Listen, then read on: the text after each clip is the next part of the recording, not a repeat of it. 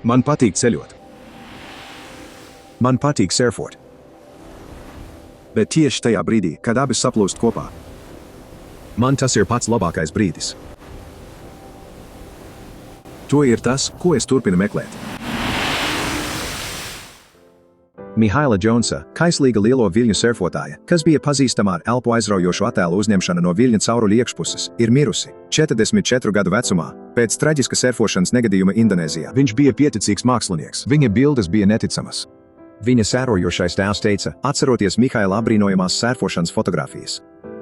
Jones, profesionāls surfotājs no Havaju salām, bija slavens ar to, ka riskēja ar dzīvību un veselību, lai uzņemtu fotogrāfijas un video dziļi viļņa caurulē. Viņa Instagram kontā bija redzami viņa drosmīgā darba augļi, kristāldzidri kadri, kuros redzams, kā viņu lokās un veido caurules ap viņu, kamēr viņš tup uz sava dēļ. Dažos attēlos bija redzami spoži saulēkti un saulrieti, kas caur viļņa tuneli bija redzami viņa priekšā. Cits Havaju surfošanas fotogrāfs Vudijs Woodwards nosauca Mihaila Džonsa fotogrāfijas par apbrīnojamām, īpaši izceļot vienu kadru kā labāko surfošanas attēlu, ko viņš jebkad bija redzējis. Iespaidīgā fotogrāfija, kas bija redzama uz Surfers Journal vāka, attēloja Džonsu mirdzošā turkīza viļņa caurulē, ar izstieptu kreiso roku pret sienu, kas atspoguļoja gan rīta gaismu, kas plūda iekšā, gan paša Džonsa siluetu. Tas ir 10 punkti par surfošanu, 10 punkti par fotogrāfiju tehniski un 10 punkti par ideju, sacīja Vudijs Woodwards. Šī ir, bez šaubām, visu laiku labākā fotogrāfija. Džonsa aizraušanās ar surfošanu okeānā sākās jau bērnībā, augot Kailoā, Oahu austrumu krastā. Viņš sāka surfot apmēram 7 vai 8 gadu vecumā, un jau pusauģa gados piedalījās amatieru sacensībās. Viņš ieguva 2 valsts čempiona titulus zēna 12 un jaunāku vecuma grupā, kas liecināja par prasmīgo surfotāju, kāds viņš kļūs. Jauna pieaugušā vecumā Mihaila Džons kļuva par profesionāli un ieguva sponsorus, kas ļāva viņam sekot viļņiem un izpētīt eksotiskus surfinga galamērķus, piemēram Taiti, Fidži, Dienvidāfrika un Galapagu salas. Surfinga žurnāla rakstīja par viņas sasniegumiem, drosmīgu viļņu iekarošanu un pārgalvīgu gaisa triku izpildi. Varošie surfinga zīmoli izmantoja viņa tēlu savās reklāmās, bet Mihaila Džonsa sapņoja par ko vairāk nekā tikai milzu viļņu iekarošanu. Viņš vēlējās dokumentēt šo pieredzi no pašas to briesmoņu iekšienes, kuras viņš centās pieredzināt. 90. gados viņš sāka piestiprināt kameras pie savas dēļa, lai surfošanas laikā uzņemtu skatus no sava skatpunkta. Pēc GoPro kameru izgudrošanas, Mihails ieguva šīs kompānijas sponsorējumu un izmantoja vairākas fiksētas GoPro kameras, lai izveidotu aptverošas 360 grādu attēlus. Džonsa tehniskās prasmes un radošums darbā ar kameru bija līdzvērtīgi viņa drosmei kā surfotājam. Viņš paplašināja iespēju robežas surfošanas fotogrāfijā, izdomājot jaunus veidus, kā iekļauties pašā viļņa sirdī. Lai gan šī bija revolucionāra, šāda drosmīga pieeja nenāca bez sekām. Mihaila Džonsa gandrīz noslīka vienā gadījumā pēc smagas krišanas, aprakstot šo traumatisko pieredzi kā ārpusķermeņa pieredzi. Viņš lidoja debesīs, un paskatoties lejup, viņa ķermenis peldēja okeānā, atcerējās viņa tēvs, un tad viņš dzirdēja savas meitas saucam viņu: "Tēti, nāc mājās!" Un tad viņš atgriezās atpakaļ savā ķermenī. Džons kaut kādā veidā atguva samaņu, un viļņi viņu izskaloja uz rifa. Neskatoties uz vairākkārtēju nonākšanu tuvu nāvei, Maikls Džons nevarēja pretoties monumentālo viļņu vilinājumam, un iespēja tos dokumentēt no pašas viļņa iekšienes. Tas ir kā slimība, tika citēts Maikls Džons. Bet, kad tu ierodies vietā, kuru esi pētījis, un ir atnācis bangu pieplūdums, vējš ir pareizs, un tu gatavojies airēties ārā uz ideāli tukšu surfa vietu. Tas ir tas, par ko viss ir. Tur es gūstu savu devu. 2014. gada profilā žurnālā Surfers Journal Mihaila Džonsa tika attēlota kā piedzīvojuma kāra surfotāja, kura devās aizraujošos ceļojumos, meklējot ideālos viļņus. Pametot savu māju Havaju salās, viņš šķērsoja Papua Jaungvineju, Panamu, Šrilanku un Azoru salas, dokumentējot savas surfošanas panākumus visā ceļā. Rakstā tika izcelti viņa panākumi Sumatras salā, kur viņš ieguva vairākas žurnāla vāku fotogrāfijas, meistarīgi surfojot viļņa varenajā apskāvienā. Kā viens no savas paudzes pirmajiem brīvajiem surfotājiem, Džons kungs piederēja nelielai, aizrautīgai cilvēku grupai, kas apceļoja pasauli, meklējot izcilākos viļņus, dzenoties pakaļ vētrām, lai iegūtu iespaidīgas fotogrāfijas un video. Šajā aizraujošajā nodarbē viņš kļuva slavens ar saviem izcilajiem subjektīvajiem kadriem, izmantojot kinematogrāfiskas tehnikas, kas skatītājiem ļāva izjust adrenalīna pilno sajūtu, it kā viņi paši surfotu viļņa caurulēs kopā ar viņu. Mihaila Džonsa nepārtrauktie meklējumi pēc ideālā viļņa 2023. gadā jūlijā aizveda viņu uz Mentavai salā. Mentavai salas, kas atrodas pie Sumatras rietumu krasta Indonēzijā, ir kļuvušas par surfotāju paradīzi, pateicoties to ideālajai atrašanās vietai, kas ļauj uztvert viļņus un radīt perfektus surfošanas apstākļus. Šīs salas atrodas Indijas okeānā, tā sauktajā viļņu koridorā, teritorijā starp Sumatru un Austrāliju, kur satiekas visi lielākie Indijas okeāna viļņi. Šie viļņi ir mērojuši tūkstošiem jūdžu, netraucēti no sauszemes, lai sasniegtu Mentavai salas, iegūstot milzīgu izmēru un spēku. Kad tie sasniedz cieši izvietotās salas, viļņi tiek koncentrēti noteiktos viļņu galotnēs un kanālos, kas rada dažas no pasaulē garākajām viļņu caurulēm. Tādas surfa vietas kā Rifles un Lances Ride piedāvā braucienus, kas pārsniedz ceturdaļjūdzi, kad apstākļi ir piemēroti. Salas sniegtā aizsardzība nozīmē, ka surfošanas viļņi paliek salīdzinoši aizsargāti, saglabājot viļņu virsmu gludu.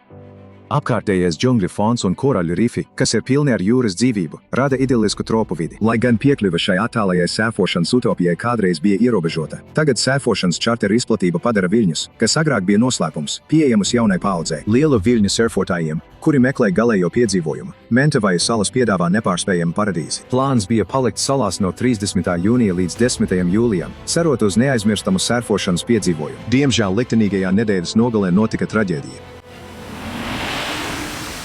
Kā stāsta Imars Abeleris, tuvējā kurorta īpašnieks, kurš steidzās palīgā Džonsam, Mihails atradās ūdenī kopā ar savu brāļadēlu un citiem surfotājiem, nepacietīgi gaidot viļņu sērijas. Starp tiem parādījās iespaidīgs 8 pēdu vilnis, un Džons demonstrēja izcilas zināšanas un pacietību, izvēloties tieši to vilni, kuru viņš vēlējās. Tajā svētdienā kurorts bija pilns, tāpēc Abeleris kungs nepievienojās Džonsam un pārējiem ūdenī, kā to bija darījis iepriekšējās reizēs. Pēkšņi es saņēmu zvanu. Viņš teica, Mihaila Džonsa bija smagi savainota. Viņš lūdza palīdzību. Viņš bija patiešām mierīgs un teica pārējiem cilvēkiem ūdenī: es domāju, ka esmu pārgriezis artēriju. Nāk vēl vairāk viļņu. 4 cilvēki ūdenī viņam palīdzēja, bet vēl 2 viļņus viņam nācās pārvarēt pašam, tāpēc viņš noņēma dēļa pavadu, lai pārliecinātos, ka vairs neciestu no trieciena, un viņam izdevās tikt cauri. Ar dēli un laivu Džons tika nogādāts krastā, kur viņus sagaidīja Abeleris kungs un uzzināja, kā norisinājās šī asiņainā drāma ūdenī. Lai gan nāvējoši iegriezumi no sēfa dēļa spurām diemžēl nav retums, Džons bija pazīstams ar to, ka apzināti turēja savas spuras ļoti asas kā žiletes, lai palīdzētu veikt asākus pagriezienus uz viļņa. Apvienojumā ar milzīgo ūdens spēku spuras viegli var iegriezt sēfotāju locekļos. Viņš gaidīja to, sacīja Abeleris kungs. Viņš tiešām zināja, kādu vilni viņš vēlas. Viņš bija tiešām pacietīgs. Viņš sagaidīja vilni, iegāja viļņa tunelī, un viņam neizdevās. Vilnis pilnībā aizvērās, viņš teica. Tā mēs sapratām, ka, kad viņš izkrita, viņa spura pārgrieza galveno artēriju. Kad Mihaila Džons nokrita vilnī, viņa surfa dēļ asā spura pārgrieza augststilba artēriju, kas apgādā ar asinīm apakšējās ekstremitātes. Uzreiz asinis sāka strauji plūst no viņa brūces apkārtējā ūdenī. Viņa ar ātro palīdzību devās uz mazu slimnīcu apmēram 10 km attālumā. Sakarā ar ievērojamo asins zudumu, Mihaila gandrīz neelpoja un bija zaudējis samaņu. Žņauks, kas bija izgatavots no surfošanas dēļa saites un koka gabala, tika steigā uztaisīts, lai izmisīgi mēģinātu apturēt spēcīgu asiņošanu no gandrīz 10 cm dziļās brūces viņa kājā. Mēs stundu centāmies viņu atdzīvināt, sacīja kungs Abelera. Pēc ārsta Martina Šreibera, Oregonas Veselības un zinātnes universitātes medicīnas skolas ķirurģijas profesora un traumu medicīnas direktora, teiktā, augststilba artērija ir kritiski svarīga kājas asinsapgādei, un ja tā tiek pārgriezta, sekas var būt ļoti nopietnas, potenciāli izraisot strauju un dzīvībai bīstamu asins zudumu. Ņemot vērā, ka kopējā augststilba artērija atrodas cirksnī, tradicionālās žņaugu metodes nevar efektīvi apturēt asiņošanu. Tā vietā šāda trauma gadījumā ir būtiski pielietot spēcīgu spiedienu, skaidroja dr. Šreibers. Surfotājiem bieži iesaka izmantot smilšpapīru, lai notrulinātu savas spuru malas, ja tās ir pārāk asas, tādējādi samazinot nopietnu traumu risku ūdenī. Šie piesardzības pasākumi ir vērsti uz surfotāju drošības uzlabošanu un iespējamo ar šo sporta veidu saistīto risku samazināšanu. Neskatoties uz skābekli, krūškorvja saspiešanu un izmisīgiem mēģinājumiem veikt citus pasākumus, Mihaila Džonsa traģiski aizgāja bojā 2023. gada 9. jūlijā. Keila Eštona, Džonsa kunga brāļadēls, kurš bija kopā ar viņu attālajā reģionā, raksturoja vidi kā vienu no izaicinošākajām, kurās viņi jebkad bija surfējuši. Neskatoties uz Keilas patiesajiem centieniem palīdzēt, viņš izteica dziļu nožēlu Instagram vietnē, atzīstot, ka bija darījis visu, kas bija viņa spēkos, taču nespēja novērst traģisko iznākumu. Vienā no saviem pēdējiem ierakstiem Mihaila Džons filmēja sevi, stāvot uz surfa dēļa, kamēr viļņa sienas apņēma viņu. Laiks dzīvot, viņš rakstīja. Neskaitot savu sievu un bērnus, viņš teica, surfošana bija viss, kas man vajadzīgs.